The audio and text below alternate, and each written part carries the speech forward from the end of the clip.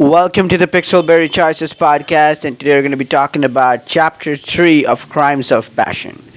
So, in this chapter, we start off with our main character's a little dream. So, it's sort of like a trauma. In the last chapter, we learned how her dad was killed when he was in the police, and so we see we're in a parking lot of a football game, and then we see our dad, and the whole scene plays out like how we found his horrible outcome, and that's when we wake up at the sound of the alarm. So that's definitely a place of trauma for us, and we go down to our Uncle Tommy's bar, and he fixes it with a drink, and we see our dad's memories, the badge, and everything on the wall. So we sort of have a lot of things in our past, and we say we won't rest until we have found out our dad's killer. So something's really important. Like here, there's a big murder mystery going on. A crimes of passion. For instance, the one who is killing, or so far just one kill, Sanja, and offering her heart to someone we don't know. So there's a cultist. Then our dad's murder mystery there, and then why our love interest was expelled. What happened there? So we're sort of juggling three mysteries. I don't know if at the end we're gonna see they're all related and connected in some way. So that would be pretty interesting. But this is, mystery in every layer. So this is pretty interesting. And then we see that the dishwasher of the bar, I think he says a luxurious car has come to pick us up, so we can dress lavishly to sort of impress Tristan, and we'll go out and we'll see Tristan will be impressed by our dress, and we'll need to go to our next lead. So Ruby has messaged us with some information she has.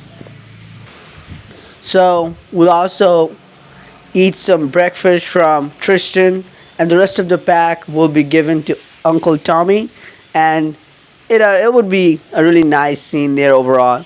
And then we'll be going to the forensic lab of Ruby.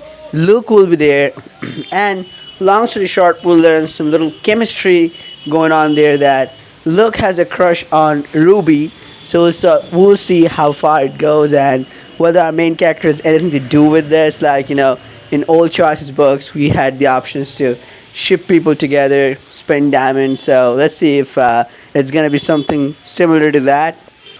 But then the postmortem of the body starts, and then we learn some valuable information. So far, the heart was cut out, and we learned that the precision, how it was done, the precision was amazing. Like, it was not someone doing like a noob's job or just for the sake of it, but they know actually how to every cut, every incision, they know it. So that's something. So it could be someone from the medical field or someone who has a lot of practice. That's pretty interesting detail there.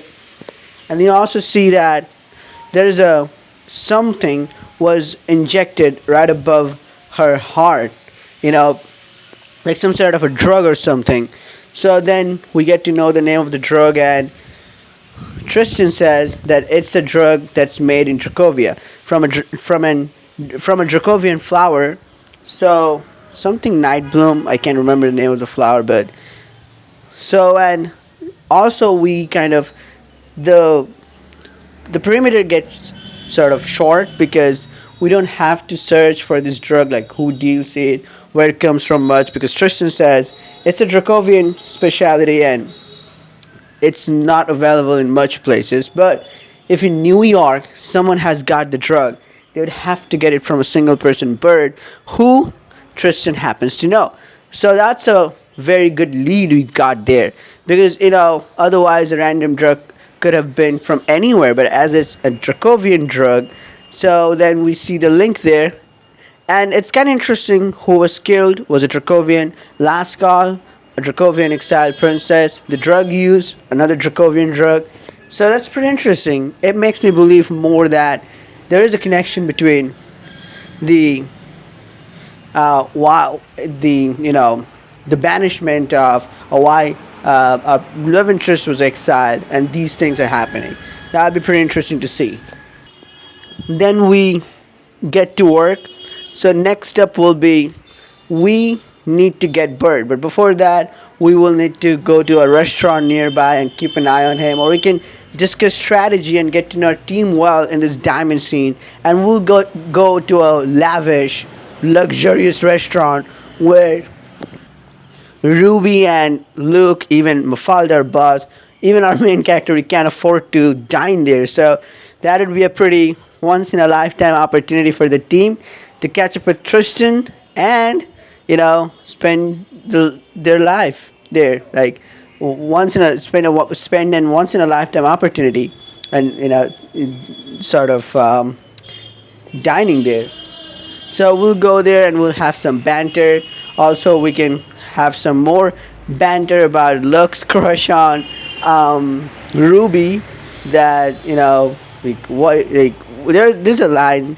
It goes like, "What do you like then?" Like some perfume with blood and forensic chemicals and stuff. So that would be pretty interesting to tease Luke, and we can even tease Mafalda, like what kind of boss she is.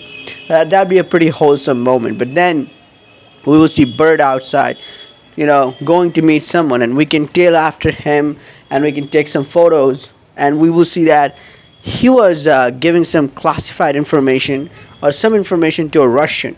So what was he dealing with Russian? And we can use this information against him when we confront him. Then we go to the sort of club or bar where Bird is supposed to be, and Tristan will tell us we can assume role, like bad cop, good cop. So one of us is going to be the bad one, like who is going to be very notorious, and Tristan, or the other one, can be a good one. So we can choose either of the roles. So that was pretty good. Thanks. I chose to be the good one, and Tristan's the bad one because I thought that made more sense. Let me know what you guys chose there. Meaning, what role did your MC play, and what role did Tristan play in your playthroughs? So we go inside. We would have to carry up the act. We'll be given two options, and so depending on what thing you're playing, you have to choose wisely. So we'll be able to make him crack, and also the information that we got that he was giving some information to Russians. So we sort of blackmail him to give out the name who he dealt the drugs. So he will not admit that he's dealing any drugs. He will just say hypothetically, just like Rahim Madani. So he also said, like, hypothetically, let's say. So pretty shabby, and a lot of people are related to some like dealing of drugs, sort of sham. That's pretty interesting.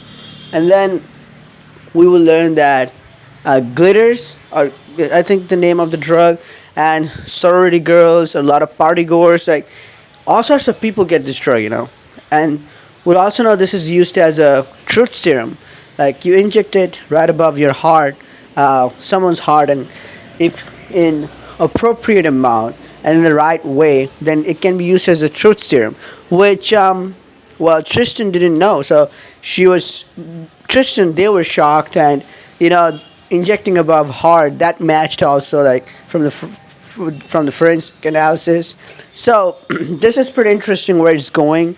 But before we can ask him further questions, he just flips off the table, sends everything flying, and I sort of tried to push Tristan away. Tristan pushes me, my main character, away, and then nobody moves, and he sort of runs. So then we need to, in this diamond scene, we're gonna chase after him, and this epic scene, we can chase through the city, streets of New York, alleys of New York, and we'll finally get our hands on Bird, and then we'll give him a really good run for his money. Like he'll be totally tired, and like it was a hilarious scene, to be honest. The way he reacted, like, you guys never give up. Like, why won't you just let me go? Like, but finally we caught him, and we collect another clue to our like the safe thingy, like Veil of Secrets. We need to collect things, and they show up at the end. So that kind of a thing we have here. So we're collecting things for that, and this time it's a duck, a plastic duck, USB sort of with thing built in it. So that's a pretty good detail we have. And then we let Bird go, He still doesn't have a name because he hasn't seen who this person was, but we do know from birth that it was a he. So it's a male. So whoever he dealt the drug, it was a male. And then we go back to our agency. The look has dug up some information about the guest list and some footage of that party, that Callaway Museums, that exhibition. And we see one clip where Sanjay is talking with someone a few moments before the whole tragic incident went down. And she was, from her hand gestures, she seemed animated and a little sort of off the edge, but it was like we can make the conclusion, and it will increase the detective point. It was clear that she wasn't talking to any stranger. So whoever she was talking to, it was someone she knew. It was not a stranger, but whoever she was talking with, him or her, that person, it was not very nice. And then we get a list of the names, and we see they're all high class people. We're gonna deal. So we're gonna have to deal with the upper class here. We're gonna have to play the game in the upper class. So Mafalda also says, and we have to agree with this, or you can disagree, but ultimately it's gonna be like the bottom line is gonna be, we can't just treat them like any normal citizen. Like if we go just ask them questions about it, they'll call it harassment, or a loss. They can file a lawsuit against their company, this agency. So it will be a total lackluster thingy. So we can't just treat them normally. Ideologically it's true, but that's probably not what's gonna get things done here. So Tristan suggests that there's a ball, and in this ball, everyone respectable, or everyone that we should know about, or everyone that's famous, or someone who is known by everyone, every single one of them are going to be invited to this ball, or they're going to be at this ball. It's usually how it goes. And there are 2 tickets to the ball, so she or he, Tristan, they can take us in there to investigate further. That's going to be what's going to happen in the next week.